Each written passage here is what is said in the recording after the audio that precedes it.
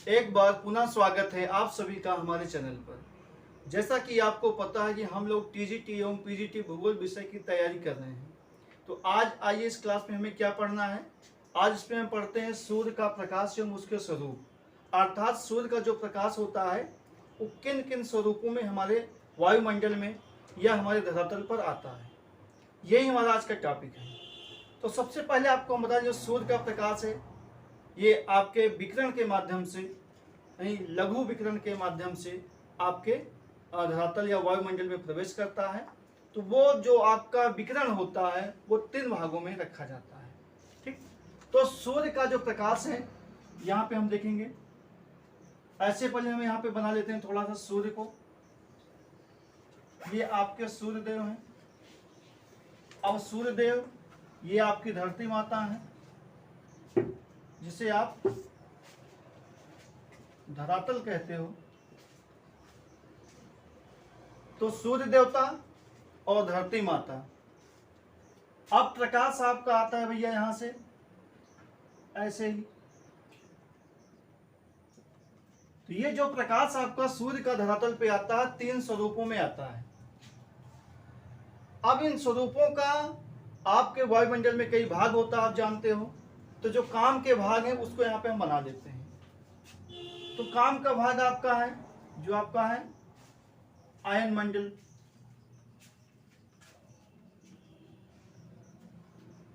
Ion मंडल।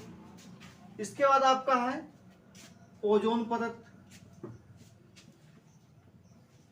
Ozone परत। और फिर आपके जो काम के यहां पर हैं ये आपके हैं भैया वृक्ष, यानी आपके धरातल पर जो आपके वृक्ष हैं। ठीक, ऐसे पेड़ आपके धरातल पे मिलते हैं। और फिर आपका धरातल। तो पहले हम समझ लेते हैं स्वरूप कौन कौन सा आपका होता है। तो पहला स्वरूप आपका होता है जो आता है वो लघु तरंगों के रूप में, लघु तरंग। इस लघु तरंग में आप देखेंगे 3 प्रकार की किरणें होती हैं। पहली आपकी होती है गामा किरण, दूसरी आपकी होती है एक्स किरण,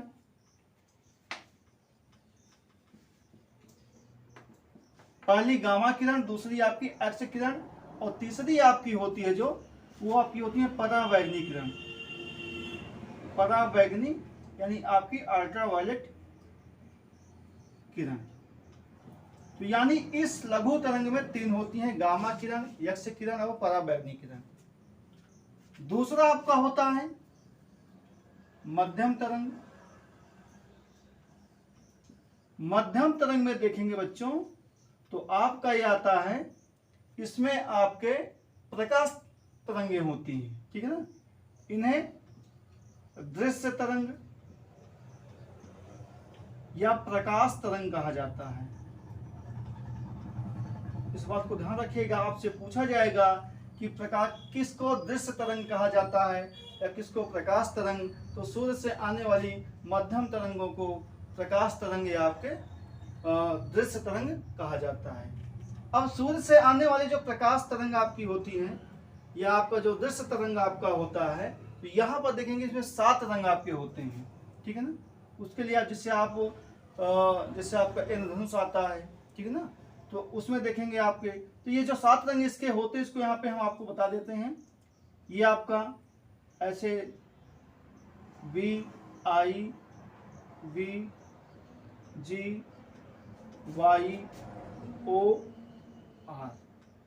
यानी विबग्योर। यही आपके प्रकाश हैं 7 रंग के जो आपके इसके माध्यम से आते हैं। ये V मतलब आपका वायलेट, वायलेट मतलब आपका बैगनी रंग। पहला आपका था बैगनी रंग।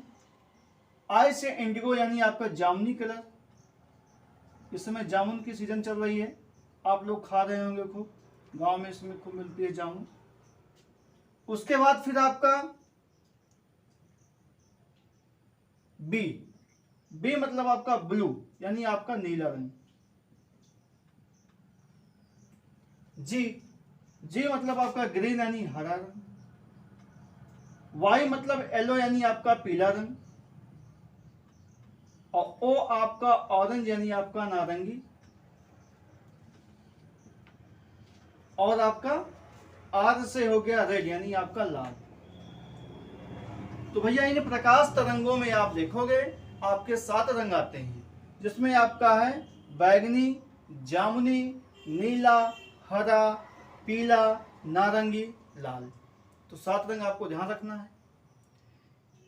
उसके बाद हम देखेंगे तीसरी जो हमारी आती है दीर्घ तरंग। अब इस दीर्घ तरंग में आप देखेंगे इसमें भी आपकी 3 टाइप की किरणें होती हैं। पहली आपकी होती है अवरक्त किरण,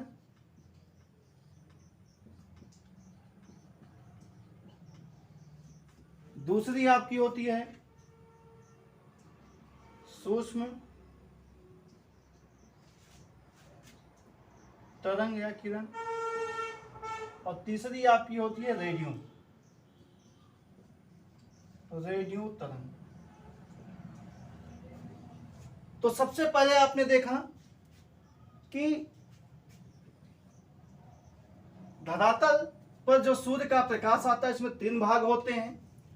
सूर्य से धरातल तक आने का प्रकाश जो होता है उसमें 3 भाग होते हैं। पहला आपका होता है लघु तरंग के रूप में, जिसमें आपकी गामा किरण होती है, यक्ष किरण होती है, पराबैंगनी किरण होती है। फिर मध्यम तरंग में देखेंगे इसमें इसको दृश्य तरंग कहा जाता है या इसी को प्रकाश तरंग कहा जाता है। इसमें आपके 7 रंग होते हैं, बैगनी, जामुनी, नीला, हरा, पीला, नारंगी, लाल। ठीक, या बिबग्योर ऐसे आप इसको याद कर सकते हैं। तीसरा आपका स्वरूप होता है दीर्घ तरंग के रूप में। इसमें आपकी अवरक्त किरणें होती हैं, सूक्ष्म तरंग होती हैं एवं रेडियो तरंगें होती हैं। यही आपके 3 माध्यम हैं या 3 स्वरूप हैं जो आपके प्रकाश के रूप में आपके वायुमंडल और आपके धरातल पर आते हैं। अब यहाँ पे हम काम की बात देखते हैं। ये जो आपके गामा भाई साहब हैं, गामा और एक्स, इन दोनों का जो अवशोषण हो जाता है वो आपका कहाँ हो जाता है, वो आपके हो जाता है आयन मंडल में। यानी यहां पर आप जानते हैं आयनीकरण होता है। तो आयनीकरण में आपका कौन गया, आपके गामा भाई गए और आपके एक्स। तो गामा भाई और एक्स कहां चले गए, आयनीकरण में समाप्त हो गए। अब आपका बचा अल्ट्रावायलेट या पराबैंगनी किरण। ये ओजोन लेयर पर आए और ओजोन लेयर पर आपकी पराबैंगनी किरण समाप्त हो गई, यानी क्रिया करके यहीं पर नष्ट हो जाती है। ठीक, तो गामा एक्स पराबैंगनी किरणों का अवशोषण कहां हो गया, आयन मंडल में, जो ओजोन परत में। अब आपके बचे प्रकाश भाई साहब, जो आपके 7 रंग आ रहे हैं। तो जब ये आगे बढ़ते हैं वायुमंडल में, इनको इनकी मुलाकात सबसे पहले होती है हमारे पेड़ों से या हमारे वृक्षों से होती है। तो ये वृक्ष क्या करते हैं, ये इन प्रकाश या रंगों का, इन वर्णों का अवशोषण कर लेते हैं। सिर्फ नीले को छोड़ देते हैं, एक को छोड़ देते हैं। भाई तुम 7 लोग आए थे, एक जो सूचना बता देना कि मतलब हमने इनको पकड़ा है, ठीक है ना। तो एक सूचना के रूप में उसको छोड़ देते हैं नीले रंग को।